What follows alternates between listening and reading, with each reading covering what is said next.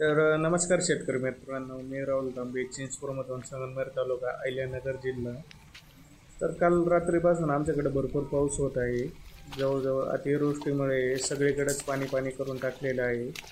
तरी पण या तुतीच्या क्षेत्रामध्ये भरपूर पाणी असल्यामुळे तुतीला पण काही प्रॉब्लेम होत नाही, कारण तुती हे जंगली पीक आहे. तुती ज्या शेतकऱ्यांच्या नवीन लागवडी आहे त्यांना प्रॉब्लेम होतो. आता हे आमच्या जवळजवळ 4-5 वर्षापूर्वीचे क्षेत्र आहे, तर या तुतीच्या बागाला काहीच होत नाही. ज्या शेतकऱ्यांच्या चंद्रिका पडेल असतात त्यांनी या तुतीचे झाडांचे जे खोडं असतात ते पूर्णपणे कट करायचे असतात 4 दिवसाच्या आत. कारण काय होतं, चंद्रिका पडेल असताना आपल्याला चान्स असतो का 4 दिवस वेळ भेटतो आपल्याला की छाटणी करून घ्यायची. पण मला या क्षेत्राची छाटणी नाही करायची, कारण तुती एकदम छानपणे फुटलेली आहे. तर या क्षेत्रासाठी मी कॉन्टॉप हे वापरणार आहे, कारण खाली बुरशी पानांना भरपूर आहे, ती वर जाऊ नये म्हणून कॉन्टॉप हे औषध आपल्याला कृषी सेवामध्ये भेटते, हे आपण मारून घ्यायचं असतं.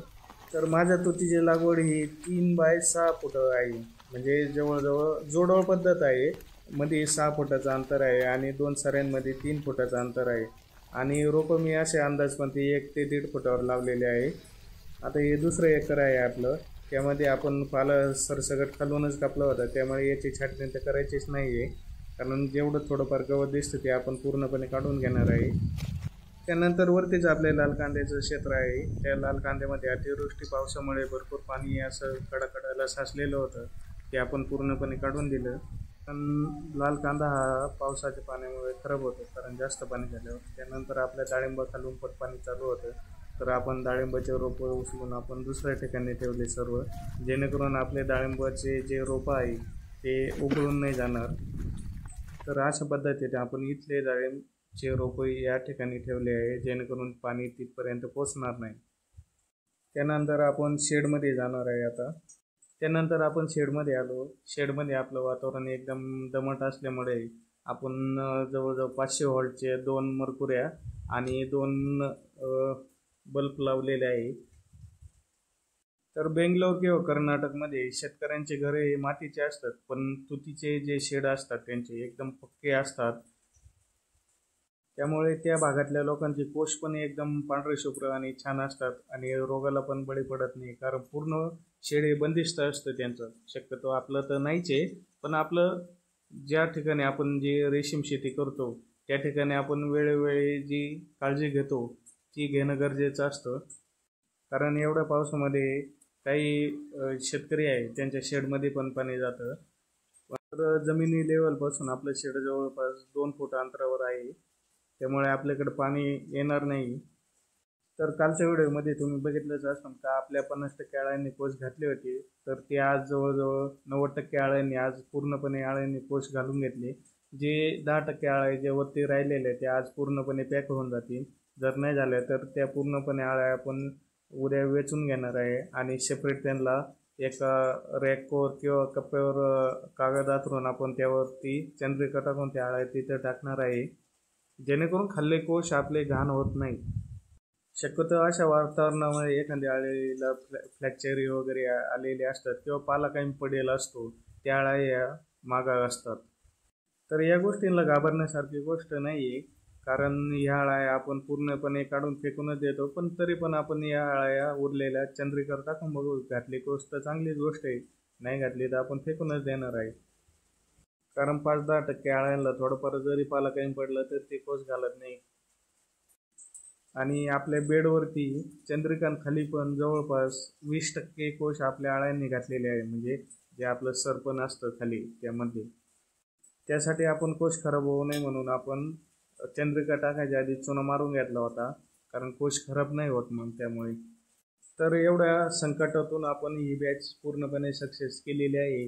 तुम्हाला बॅच कशी वाटली आपली हे पण मला कॉमेंटमध्ये सांगा. आणि आपला यूट्यूब चॅनल सबस्क्राईब नसेल करेल तर करून घ्या, कारण अजून भरपूर आपल्याला रेशीम शेतीबद्दल माहिती सांगायची आहे लोकांना. बऱ्याच लोकांना शेतकऱ्यांना माहीतच नाही आहे. तर चला पुढं पाऊस कसा झाला आहे, आमच्याकडं वातावरण कसं आहे हे पण तुम्ही पुढं बघून घ्या व्हिडिओमध्ये.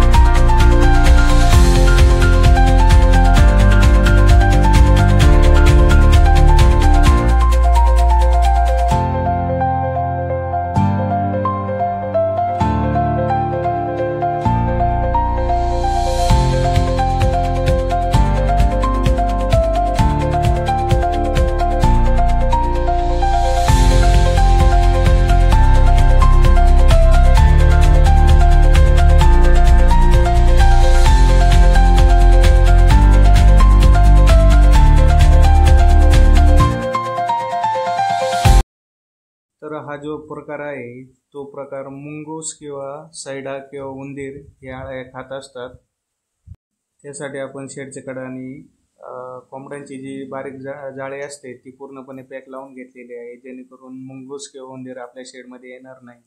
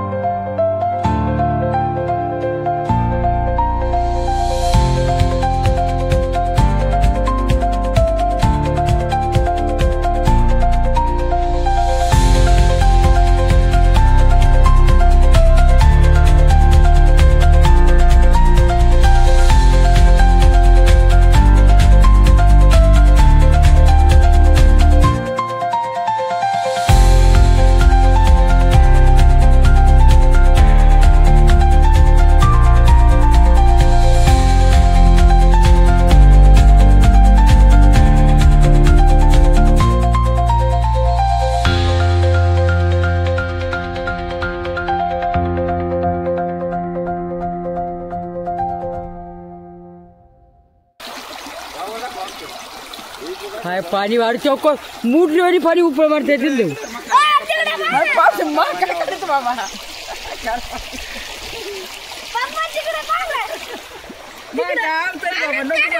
हो मला पाहू दे बरं पाहू दे ना मला वाण्याबाबत कोणतं नाम आहे आणि आपला काय आपला वाण्याबाबत बद्दल आपलं नाही करत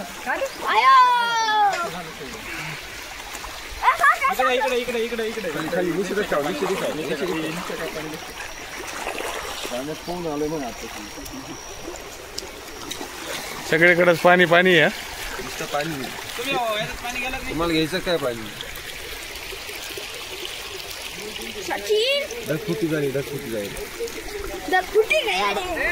आधी म्हणून बरं झालं भाऊ.